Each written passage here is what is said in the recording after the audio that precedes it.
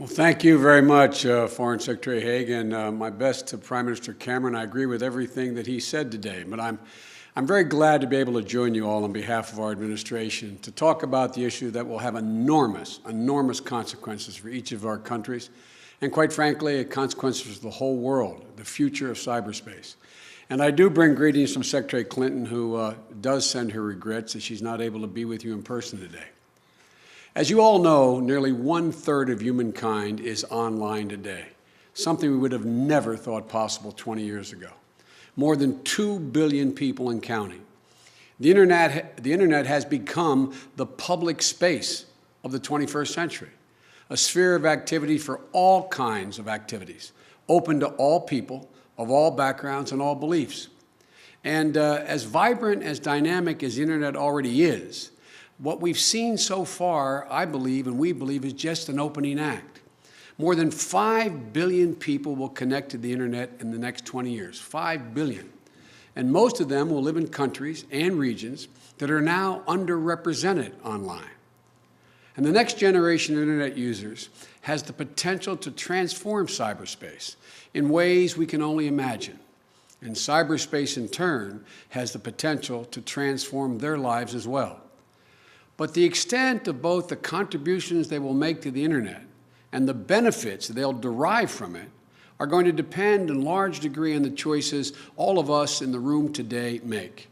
The internet itself is not inherently, to state the obvious, is not inherently a force for democracy or oppression, for war or for peace. Like any public square or any platform for commerce, the internet is neutral. But what we do there isn't neutral. It's up to us to decide whether and how we will protect it against the dangers that can occur in cyberspace, while maintaining the conditions that give rise to its many benefits. That's what Prime Minister Cameron just spoke about.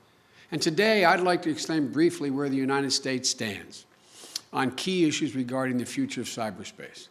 First, which approach should we take for ensuring that the internet itself continues to be secure, open to innovation, and interoperable the world over? Secure enough to earn the trust of our people, reliable enough to support their work. And secondly, how do we achieve security for nations, businesses, and people online without compromising the openness that is the internet's greatest attribute? It seems to us that answering these questions is a key priority for not only our administration, but for all of you assembled in the room. And to articulate our position, we laid out the international strategy for cyberspace. We know that it will take many years and patient and persistent engagement with people around the world to build a consensus around cyberspace. But there are no shortcuts, because what citizens do online should not, as some have suggested, be decreed solely by groups of governments making decisions for them somewhere on high. No citizen of any country should be subject to a repressive global code when they send an email or post a comment to a news article. They should not be prevented from sharing their innovations with global consumers simply because they live across a national frontier. That's not how the internet should ever work, in our view. Not if we want it to remain the space where economic, political, and social exchanges can flourish. You know, there are some who have a different view, as you all know. They seek an international legal instrument that would lead to exclusive government control over internet resources, institutions, and content, and national barriers on the free flow of information online. But this, in our view, would lead to a fragmented internet, one that does not connect people, but divides them. A stagnant cyberspace, not an innovative one, and ultimately a less secure cyberspace, with less trust among nations. So the United States stands behind the current approach, which harnesses the best of governments and private sector and civil society to manage the technical evolution of the internet in real time. This public-private collaboration has kept the internet up and running all over the world. We have an expression in our country: if it ain't broke, don't fix it. It would be misguided, in our view, to break with the system that has worked so well for so long. However, as the Prime Minister pointed out, there are ways we can improve on what we're doing. For example, by bringing greater transparency and accountability to Internet governance and institutions, by including more voices from developing countries, and by supporting successful initiatives like the Internet Governance Forum. Just as important in our view as to whether the Internet functions effectively is what people are free to do there in that space, without fear of being targeted by criminals or having their private information exposed or being punished by their governments for expressing their views online.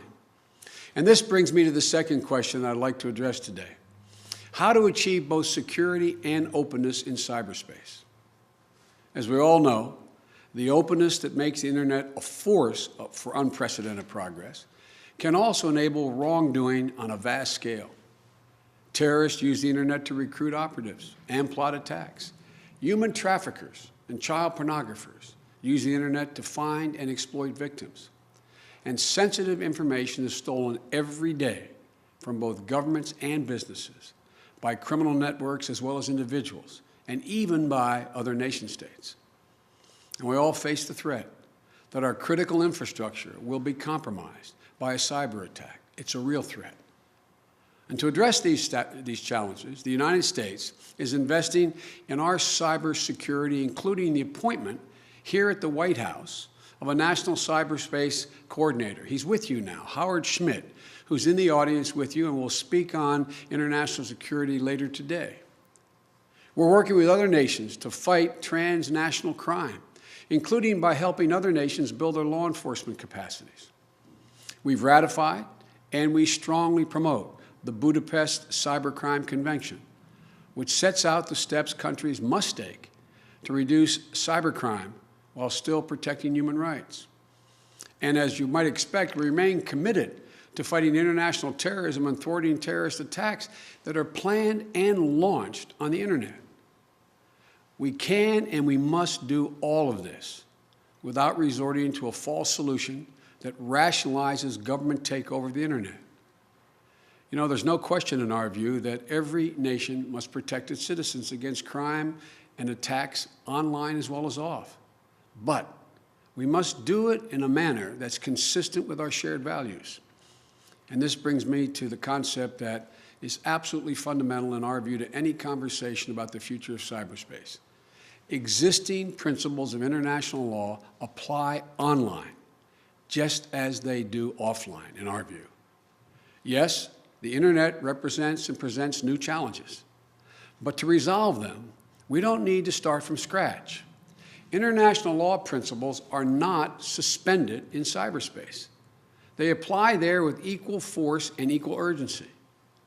Take, for example, the threat of cyberspace conflict between states.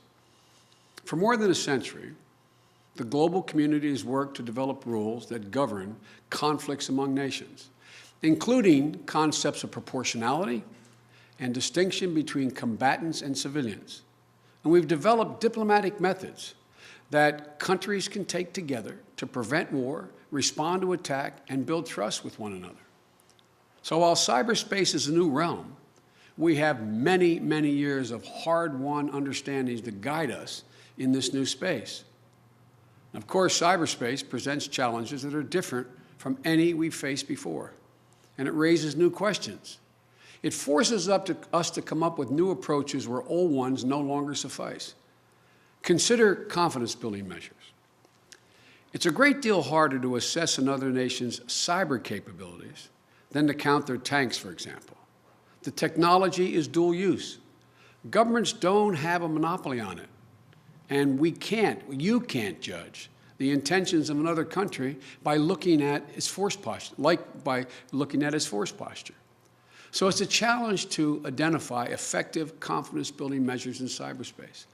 We've got to find a way. For example, the United States is working closely with Russia to reach an agreement that would establish links between our computer emergency response teams and our nuclear risk reduction centers to build cooperation and to set up lines of communication in the event of an alarming incident.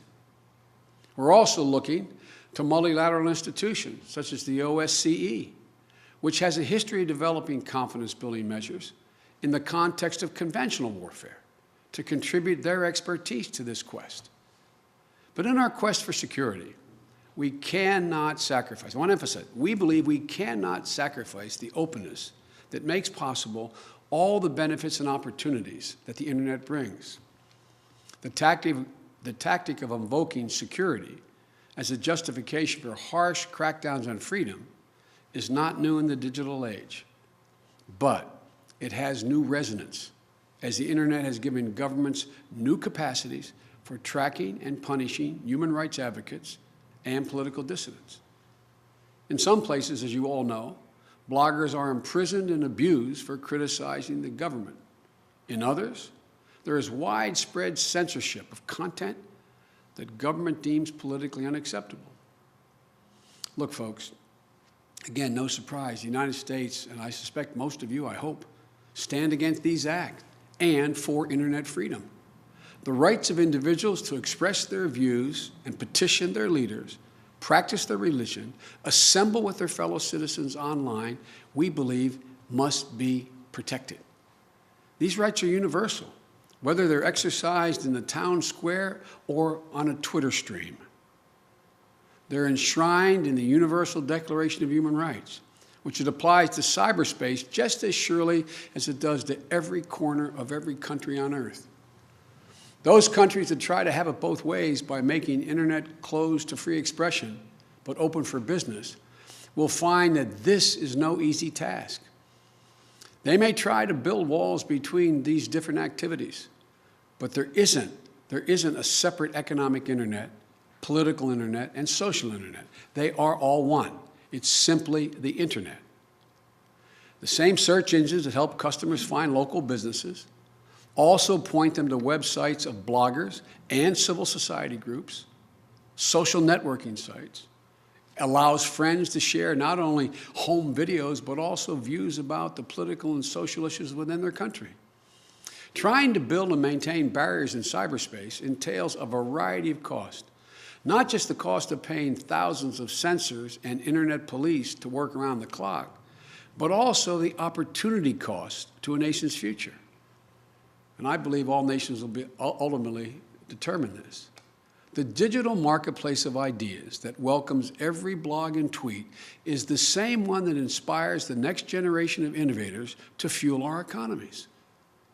And when businesses consider investing in a country with a poor record on internet freedom, and they know that their website could be shut down suddenly, their transactions monitored, their staffs harassed, they'll look for opportunities elsewhere. Look, we are meeting at a pivotal moment, an inflection point in the history of cyberspace. The number of people online is about to make a huge jump, and countries will now have to make some important choices about which principles and policies they will embrace.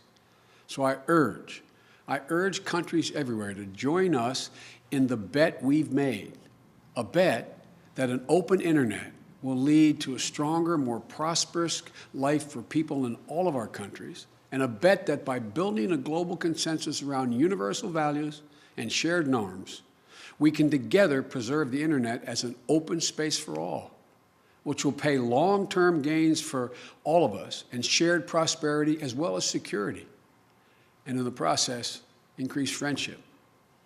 As President Obama said in our international strategy, what the United States offers today is an invitation for partnership.